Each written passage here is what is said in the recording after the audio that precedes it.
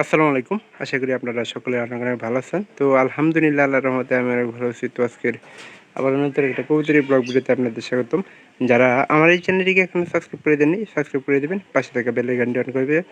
পরবর্তীতে আমার এই সকল গ্রামের নতুন, নতুন কবুতরের ব্লগ ভিডিওগুলো পাওয়ার জন্য। তো আপনারা কেউ আমার এই ভিডিওগুলো মিস করবেন না। অবশ্যই আশা করতেছি সম্পূর্ণ ভিডিও দেখবেন, ভালো লাগবে। তো আজকে আসলাম শাকিলদের বাড়িতে নতুন কবুতরের খোঁজখবর নেওয়ার জন্য। তো ওনারা কবুতর লালন পালন আসলে শাকিলের পছন্দ হয় না। তো কবুতর পালন আসলে একটা জিনিস হলো যে এই সময় কিন্তু কবুতরের গরমের সময় এবং কি মশার কারণে কিন্তু গুটি রোগ হওয়ার সম্ভাবনা বেশি থাকে। তো এখানে আপনারা দেখেন যে কবুতরের একটা বাচ্চার মানে গুটি রোগ দেখা দিছে। তো এই গুটি রোগগুলা আস্তে আস্তে শেষ হয়ে যায়, তবে এগুলো থেকে সাবধান।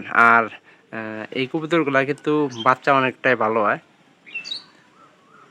আর বেশিরভাগ কবুতর সাদা কবুতর। তো অনেক সাদা কবুতর আছে যেগুলো কিন্তু বাচ্চা অনেক নর্মাল হয়। কিন্তু এখানে একজোড়া মানে বাচ্চা থাকার কথা একটা, ঘরের ভিতরে না বাইরে বোঝা যাবো না।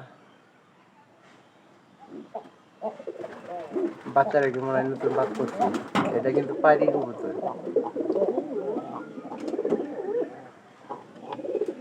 প্রায়গুলো সাদা কবুতর। তো আমার প্রথম অবস্থায় কিন্তু সাদা কবুতর ছিল না, পরবর্তীতে কিন্তু আস্তে আস্তে সাদা কবুতর অপছন্দ হয়ে উঠলো। পরবর্তীতে আমরা কিন্তু সাদা কবুতরগুলা সবগুলা কিন্তু বিক্রি করে আবার নতুন দেশি কবুতর কিনছি।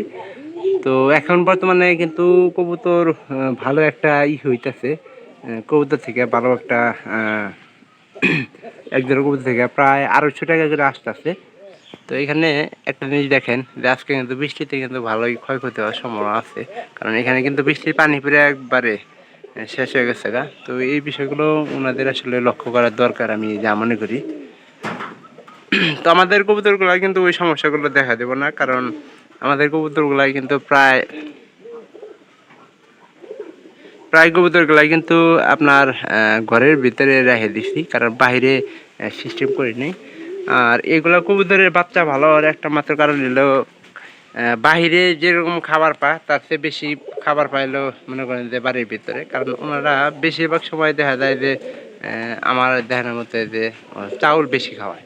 চাউল প্লাস অন্যান্য খাবার আছে, গম আছে, এগুলো কিন্তু বেশি খাওয়ায়, যার কারণে কিন্তু কবুতরের বাচ্চাগুলো কিন্তু মোটা তাজা হয়।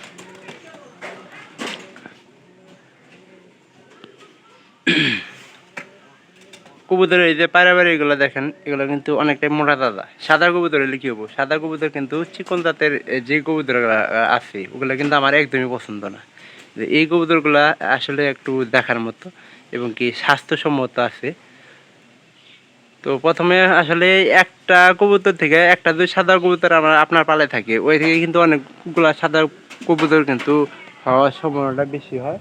তো এই বিষয়গুলো অবশ্যই লক্ষ্য রাখতে হবে। আর কবুতরের স্বাস্থ্য ঠিক আছে কি না সেটা আবার আপনাদের প্রতিনিয়ত চেক করা দরকার। কবুতর খায় কম, যে কবুতরগুলো কম খায় ওইগুলা আপনাদের লক্ষ্য রাখা দরকার, কারণ কম বেশি খেলে কবুতর কিন্তু স্বাস্থ্য বাড়ার সম্ভাবনাটা খুব কম থাকে।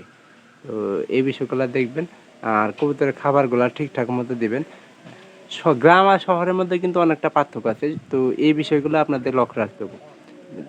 যে যেখান থেকে ভিডিওগুলো দেখতেছেন একটা লাইক করে একটা কমেন্ট করে অবশ্যই জানাবেন। আর ভিডিওটা অবশ্যই ভালো লাগলে একটা সাবস্ক্রাইব করে দিয়ে যাবেন, যাতে করে পরবর্তীতে এরকম ভিডিও নতুন নতুন দেখতে পারেন। তা আমার এই যে এই খয়েরি কবুতরগুলো কিন্তু বেশি ভালো লাগে। এই কবুতরগুলো একটু কিন্তু ভয় বেশি পায়। তো ভালো থাকেন সবাই, দেখা হবে অন্য কোনো ভিডিওতে অন্য কোনো বিষয় নিয়ে।